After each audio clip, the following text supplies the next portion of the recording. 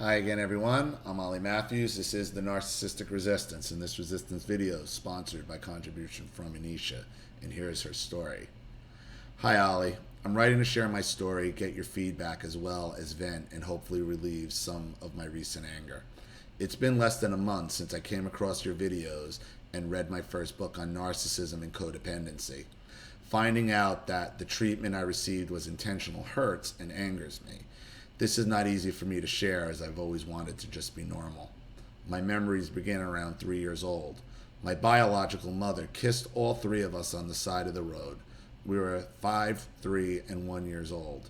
I'm the middle child. She got in the passenger seat and drove away, and next we were surrounded by police cars. That was the last time I would see her. I later learned through state non-identifiable information that my mom was 17 at the time of my birth. So she left 3 children at 20 years old at the side of the road.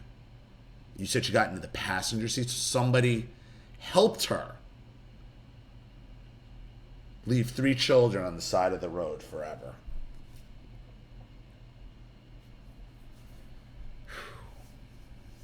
Hell of a way to start off. We lived in a couple foster homes and an orphanage in Poughkeepsie before I was called into a room and told we were being adopted and introduced to our new mom. She smiled at us, and I recall feeling excited to have such a sweet-looking mom. Shortly after driving us from New York to Pennsylvania, she seemed to disappear. She was always on a trip, it seemed. Our new 12-year-old cousin who lived down the street began taking care of us. I would later learn that my adopted mom was having an affair with my adopted dad's partner. He was a police officer, also a second man that she did all her traveling with. One day while watching TV in the living room, I had to be about 5 or 6, our adopted mom landed right in the center of the glass coffee table. Glass flew everywhere. She's a petite woman. I was terrified. I had never seen violence like this. She was crying in agony. We were crying.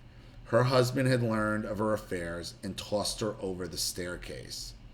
They separated, and we moved into one of the other homes they owned in another part of town. Our first night in the empty house, she left us alone, sleeping on the carpet, huddled up together in fear. I assumed she left us to be with a man. Everything changed after the move. The smiling yet distant mom turned into a monster.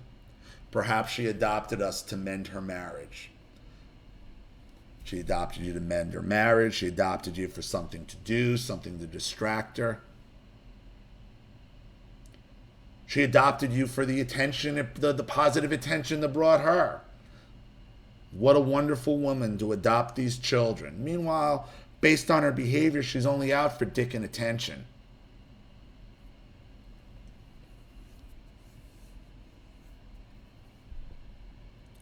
Life after the move was hell. Oh, I'm sorry. My cousin stopped coming around after one night I woke up to my adopted dad standing over the bed. My eyes followed his arms, and his hands were in her pants. Oh, God. Although I didn't understand what was happening, she told me many years later that my adopted dad had molested her. And you witnessed it. No wonder you have codependency issues and abandonment issues. Life after the move was hell. No Christmases. One year we found a bag of toys in the closet.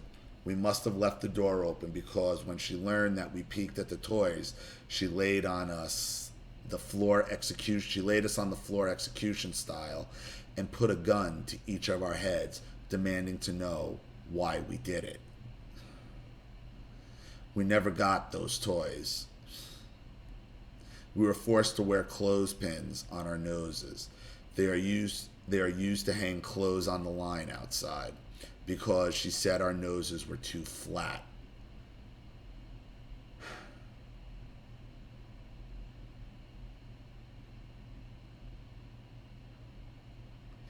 this is something. I'm assuming you're black, and I'm assuming you were adopted by a black woman in a black family. If I'm wrong on that, maybe it'll say so later, but this is something that black mothers do to their daughter. It's horrible. The stories I hear from black women of what their mothers did to them.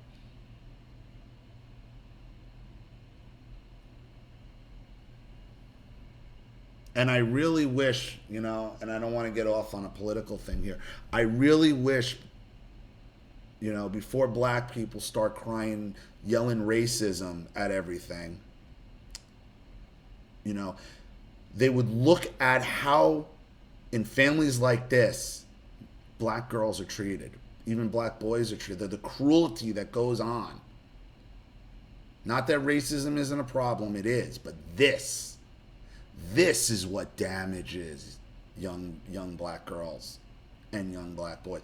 This is the type of shit that, damn, what is the point? Listen, some black people have flatter noses than others.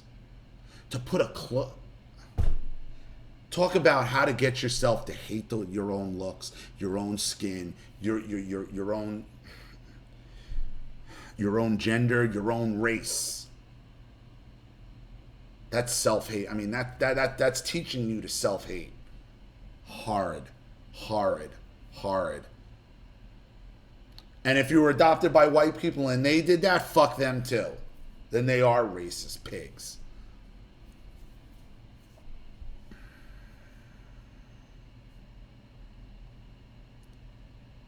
Puts a gun to it. And that's the other thing. The gun.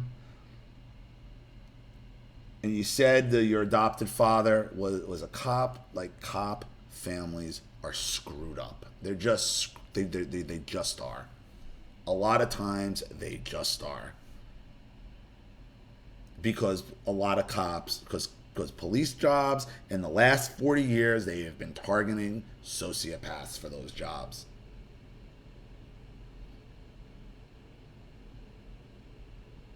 So it's no wonder where your adopted mother might have picked up those tactics. I mean, if he's willing to toss her over a fucking balcony,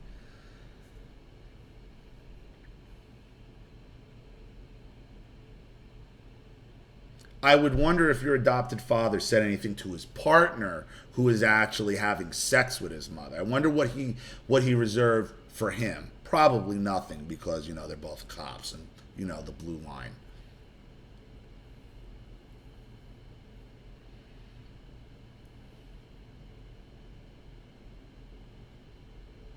Instead of doing our hair, she'd take a man's shaver and shave our hair an inch down into an afro. We are black. Taking your femininity, making you hate your own hair. And this is why I think a lot of black girls end up with weaves and this synthetic hair. It's like their mothers teach them to hate their own hair. Your mother's like training you that your own hair is synonymous with pain and shaving, and it's terrible. It really is. I know it must sound weird, a white guy saying this, but I see this over and over and over again with the people I help. I help so many black women who deal with this cruelty from this absolute brutality from their mothers.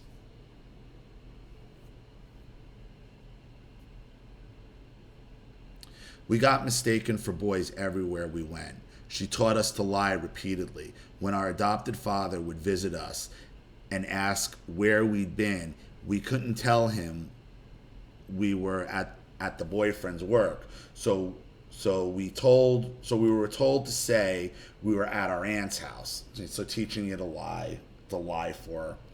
She taught us to steal out of her girlfriend's consignment shop. She wouldn't invest in our schooling. No new school supplies, no class trip money, no class party contributions, no new clothes. We looked homeless. She forced us into hot scalding bathwater, beat us with extension cords, hit my sister over the head with a pot, stared at us in disgust, and told us we were ugly all the time. We were always hungry. I recall eating peanut butter out of the jar with my bare hands, rushing it into my mouth. She'd send us to the corner store for 3 chicken wings, eat them in front of us while we stood in her bedroom doorway watching. Then she'd send us downstairs with the bones. I am sure she heard us fighting down the steps, trying to eat off the bones. I recall us putting help signs in the window, but no one called the police. She's a serious hoarder. Plastic bags, books, etc. everywhere. There was pornography everywhere, also books and magazines. We were not allowed to go into the kitchen, and if we got caught sneaking food, we'd have to stand outside in the cold, on the side of the house all night, or beside her while she slept, and still go to school in the morning. She would cook full-course meals, and her man would meet her outside and pick it up. We had to smell the food but never eat it. We were told we were bad, liars, thieves, and ugly. She would sit across from my oldest sister at eye level and discuss feeling sympathy for her being so ugly. Unfortunately, my big sister began using drugs and alcohol at a young age. Alcohol was all over the house as well. Every now and then our adopted dad would visit, stay a couple days, ask us where we'd been, and then beat her up. I got blamed for one of her beatings because I struggled keeping the story straight. I said my aunt's house while my 2 sisters said the store. He beat her right in front of me. I felt so awful. To this day, I do not like the sound or sight of fighting. I am also afraid to anger men. One morning before school, I got sassy with her. I was about 15 years old, and after beating me, she took a long strip of wood that was leaning against the wall, threw me on the kitchen floor, and began to balance her weight with one leg on each side of the wood, like a seesaw on my neck. I was grabbing at the wood, trying to turn my body back and forth to ease the weight off my neck. I thought I was going to die. My sister was crying. She made a huge mistake sending me off to school that day. I got to school and my one and only friend. I was horribly withdrawn in school and didn't like for anyone to even look at me, asked me why my eye was black. I told her what my mother did. She probed more and I told her everything. She was the first to tell me I wasn't bad. She told the teacher, and later that same day I was called down to the principal's office. There was the principal and 2 women, and I had to tell of the abuse. I also had to show the welt scars still on my leg from a recent extension cord beating, and the dark circular indent on my shoulder from when she beat me with a high-heeled shoe repeatedly in the same spot on my shoulder. I was told I would never live with her again. My friend told her mom about what I shared, and after a few days in a foster home, her mom said I could live with them. The new family were Christians, had a mom, a dad, and 3 children. The only rule I was told was to go to church every Sunday with them. I felt elated to be in a normal family. I was finally going to have a family like the Brady Bunch. This, unfortunately, was the home that broke my spirit. The mom was the patriarch in the family. She always had a stern bulldog expression. I found her very intimidating and formidable. I was rewarded momentarily whenever I gave food stamps, student loan refund checks, cleaning the house, washing the clothes, claimed her on her taxes, etc. Otherwise, she was moody and ignored me. She had no respect for me and even opened up a private letter from the state regarding my birth mom. The home revolved around her. She set the tone for the atmosphere in the home, and unfortunately, she was always in a bad mood. No one could disagree with her. She would snap if questioned on anything. She has this matter-of-fact tone that ends the discussion. The dad was quiet, had no say-so, gave her his checks, and sat in the car while she shopped for hours. I feel he may be an empath, but he did join in on the gang-ups and told me his brother was jealous of him for having a wife and beautiful children, so they no longer had a relationship. It was her way or the highway. She handled the bills. In a rare moment, she shared with me that she'd been raped at 4 years old and abandoned by her mother. In fact, she never lived with her mother and had been impregnated by her husband at one of the foster homes. He was the son. That explained why I always got a stern look or humiliated if she saw me and the dad or me and the son getting too chummy for her taste. I just wanted a family. I didn't look at them in a sexual way. Well, they look at everything in a sexual way.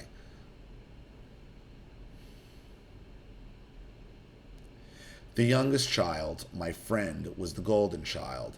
She would make put-down comments to me in private. When I responded in anger, she'd cry, and no exaggeration, the entire family would gang up on me. I was left alone to attempt to explain to the mom, the oldest daughter, and the dad would join in as well. They didn't know how the argument started, nor did they care. They weren't even in the same room. I had to be jealous of her, they said. This is where I lost my voice. I gave up on standing up for myself. I was constantly provoked and subsequently ganged up on. They broke me down. I used to stand up for myself. She began embarrassing me in public. She had zero respect for me and told me I don't respect myself. It was awful. I learned to shut up, suck it up, or get ganged up on. That's the whole point. The church was strict and I was controlled. I was told what to wear, how to talk, how to look, and where I could go and couldn't go. Any sin would send me straight to hell. I was scared of God and scared of hell. I followed all the rules to the best of my ability. Movies, amusement parks, and unsaved friends were off limits. We weren't to cohort with sinners. My college friend asked me why I am treated like a child. I was forced to usher. I was forced to sing. I felt trapped. The things I liked to do, how I felt, didn't matter. I was only rewarded when I was obedient to the mom. The mom told us all that she was never wrong. She doesn't call people. People call her. She says she has a way of influencing people. Her oldest daughter is exactly like her. Put down after put down after put down. She'd brag about her children and never acknowledge me. I felt insignificant, but kept working hard to get her approval. All they did was talk bad about people. It was a weekly bonding moment to gather on the mom's bed and gossip and talk bad about people. I never quite fit in with them. They'd go shopping and try on their new clothes right in front of me, make me feel small and unlovable. I cleaned the home and they'd come back and put their purchases everywhere, not caring. I washed all the clothes in the house. Nothing I did worked. I slaved and slaved in that home to get love. You can't buy your love. You can't work for your love.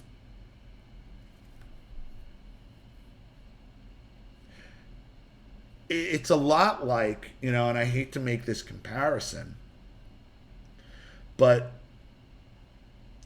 in the Jewish concentration camps, Auschwitz, there was a slogan, written in German, and it translates, work will set you free. That's what the narcissist wants you to believe. That's what these type of narcissists want you to believe. Work will set you free. But meanwhile, their work is killing you. It'll never set you free. It's all meant to gaslight you and destroy you. And this is another common theme that I see in black families. They like to be cruel to somebody in the family. They look for somebody to be cruel to. And it's this pattern of, and it's usually the mothers doing this. And what the mother did, all they're doing is continuing the cycle of how they were treated by their mother. And they can't deal with, they're not, and the problem with black mothers like this is they say, you're not going to get it better than I had it. All narcissists do this. All narcissistic mothers do this. Black mothers are so cruel to their daughters about it. It happens so often in black families. I'm telling you, I have so many black women that have this same type of story. The torture, the cruel torture. It's like role playing. It's like, for this purpose of torturing you, I'm going to be 8 years old again and torture like two kids torturing. That's what they do. And all they're really doing is getting back at their mothers who tortured them. And the fucking cycle continues and continues and continues.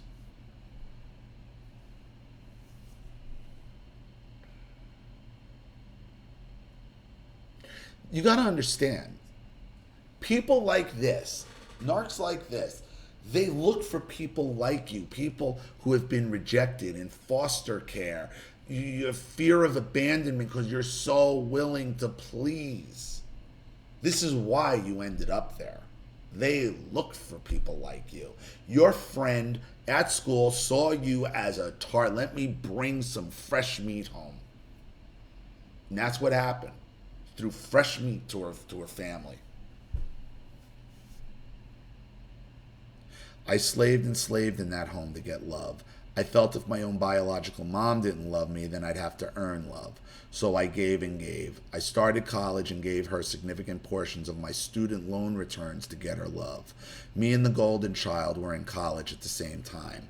Not the same college, however. We both began singing on our college's choir. She would never attend my events or acknowledge them, but would get on the pulpit and set up bus trips to attend her daughter's choir events. My college was local while her daughter's college was over an hour away. This was so hurtful.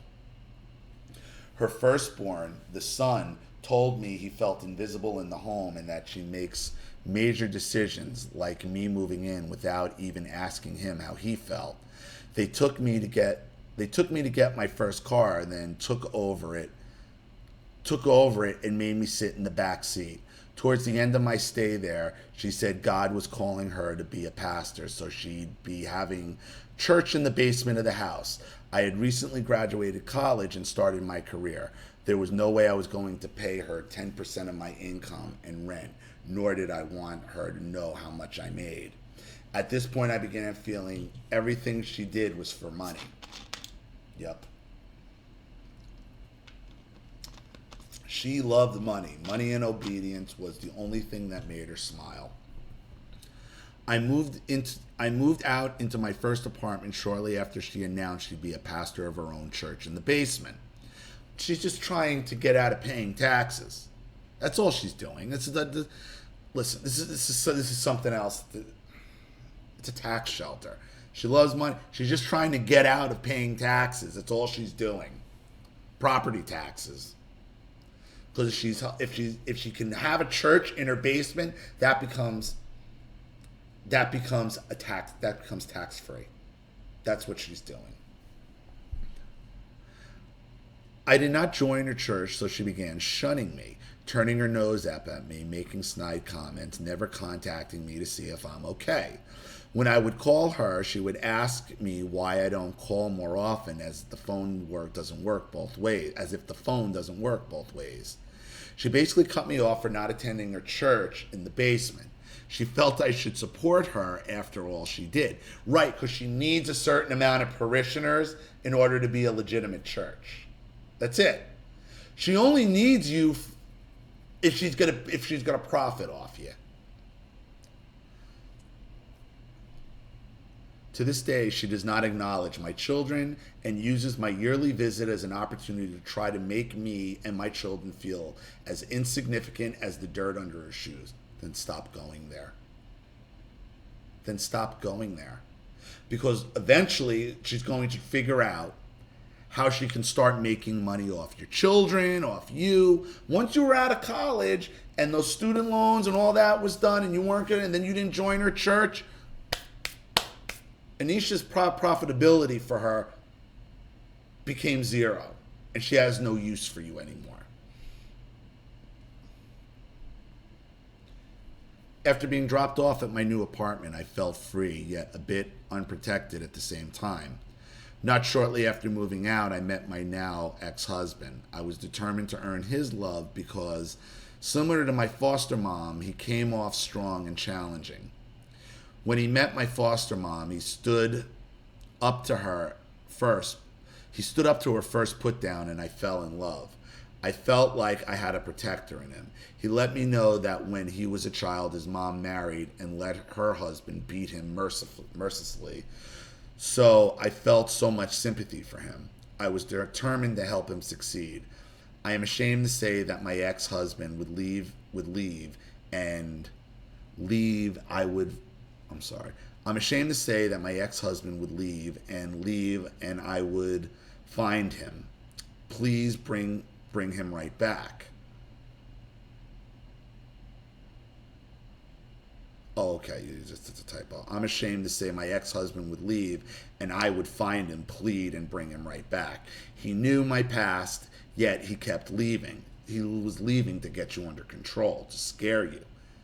Probably didn't have any intention of leaving when he did it. This is where I get really embarrassed because I'm in my 20s at this point, an adult. There was nothing this man didn't do to me, it seems, and I still wanted to prove to him that I was worthy of his love. Yeah, because you have such a fear of abandonment. You hate being rejected and abandoned. I take full responsibility for my stupidity. It's not stupidity. You got left on the side of the road starting at 3 years old. It was game on from these narcs from there. You didn't pick up a book on narcissism and codependency until what, last month? I think you're doing okay.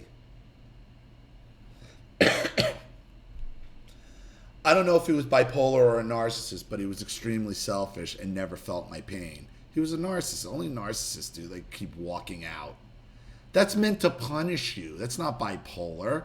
That's calculated. That's purposeful. That's on purpose. That's narcissism. He had dreams of becoming a rap star.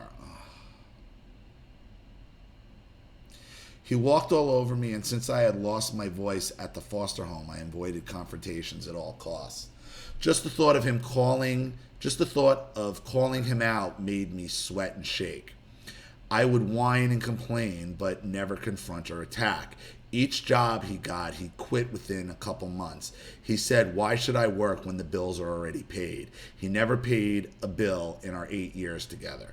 I take responsibility for enabling him. The foster mom, who is now a pastor, married us fast when I got pregnant. He left me 9 months into the pregnancy. He made me carry cases of water and laundry while pregnant. My feelings or needs never mattered to him. Mind you, I never argued with him or did wrong by him, and this is the treatment I got. I got his student loans out of default so he could go back to school. For what? Rapping?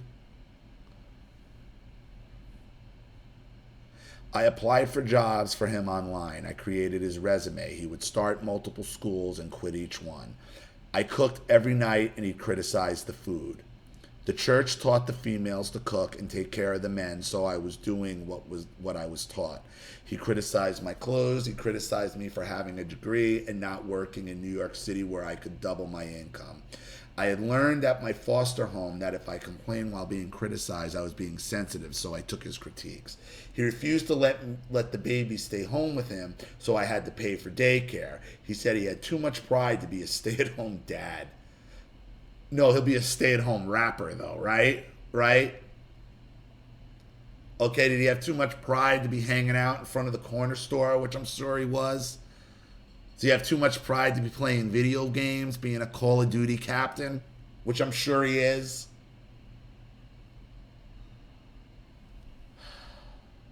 He'd party all night. Of course he would. I paid the bills, gave him half of what was left, and he'd blow it in a weekend of drinking and partying and ask for more.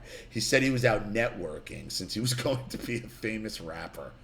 And I don't mean to laugh, okay, but understand something. I mean, I live in the hood, okay? There are more 35, 40, 45, 50-year-old up-and-coming rappers in this fucking neighborhood. I mean, it's just.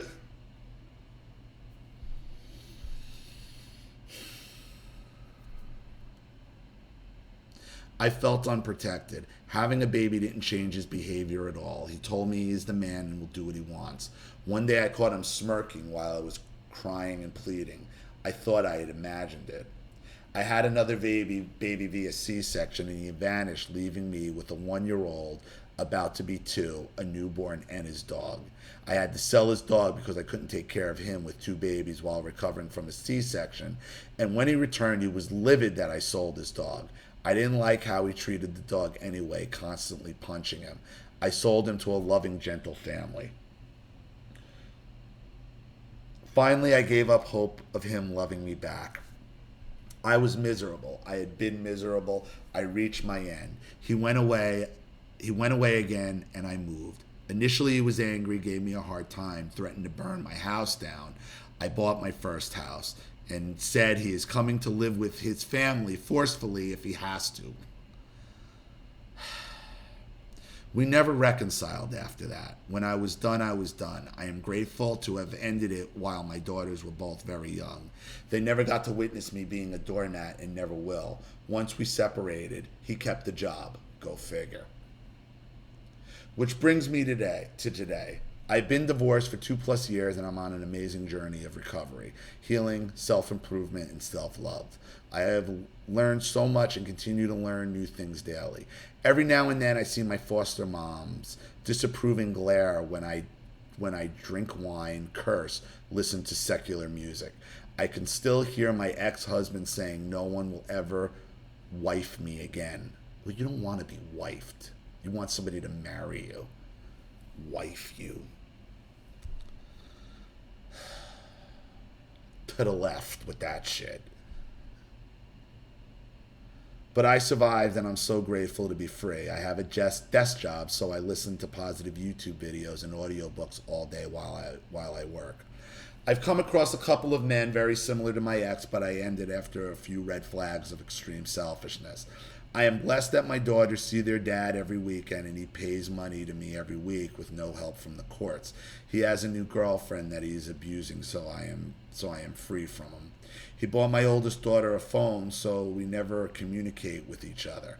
I build my daughters up daily with positive affirmations, love, affection, support, and embrace them for exactly who they are. I put my need to give into volunteer work, and it makes my soul happy. My daughters also volunteer with me. I no longer tolerate disrespect, abuse, mistreatment from anyone, and teach my girls the same. I have a voice back. Thank you, Ollie. I appreciate you. The most important thing right now, Anisha, is for Anisha, and I think you know this, is breaking the cycle. The cycle that was started, over and over, and that repeats itself in black families, because you got two young black daughters, okay, and you have the opportunity here to break this cycle, okay, to never make the mistakes that any of these awful women and your ex have made, okay. These girls, they need to love who they are. They need to love being black girls. They need to love their hair and whatever their nose is or their faces or whatever their features are. And they need to hear that from their mom. Oh, it's heartbreaking. It really is heartbreaking. Because I hear this over and over and over again from so many black women on my channel. It's so cruel and it's so destructive. And this shit started. And listen, not that white people don't do, of course. It's just the same.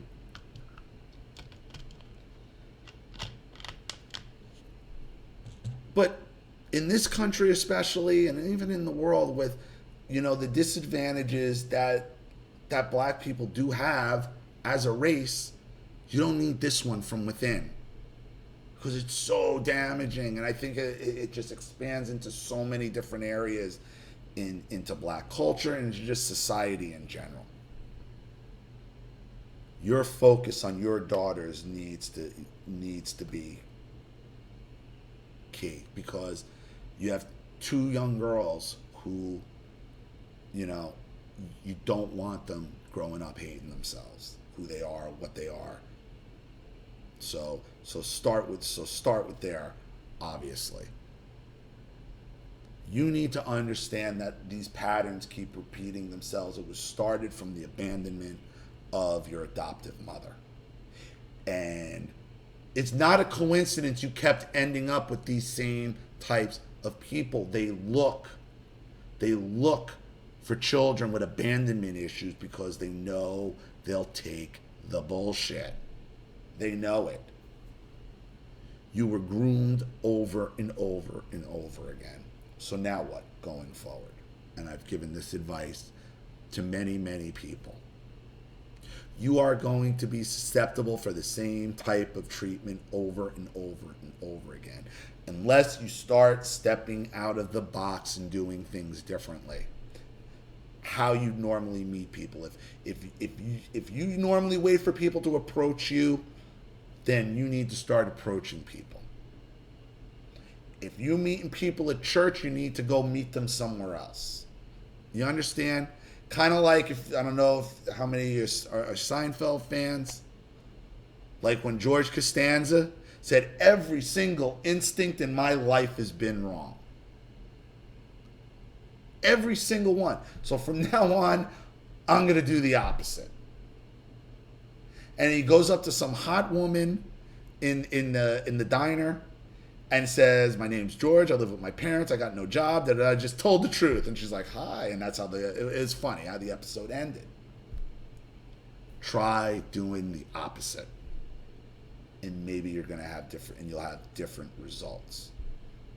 Try being a little bit more outgoing. Don't wait for these, if you're waiting for these people to come to you, which is usually what happens, because they're waiting, they're stalking, they're sizing you up, they know who to strike at. Narcissists don't usually like to be approached first. They don't. They don't like the aggression, or they take it as aggression. So start trying to do things differently than you have in the past, okay? And never, ever, ever let anybody take your voice. And that's the final thing.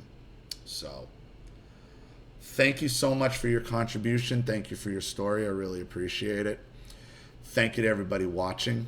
Please leave any opinions or advice in the comment section below.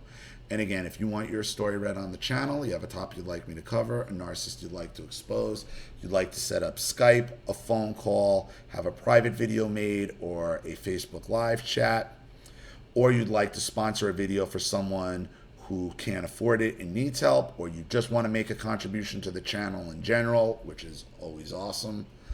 You know what to do with the PayPal and email links in the description box. And if you're still unclear, wait for the instructional video link to pop up on the screen at the end of this video to walk you through all of that. Please like and share this video wherever you can. Subscribe to my channel if you haven't, and be sure to click the subscription bell to be notified of all my video uploads. I'm Ollie Matthews. This has been the Narcissistic Resistance. Take care.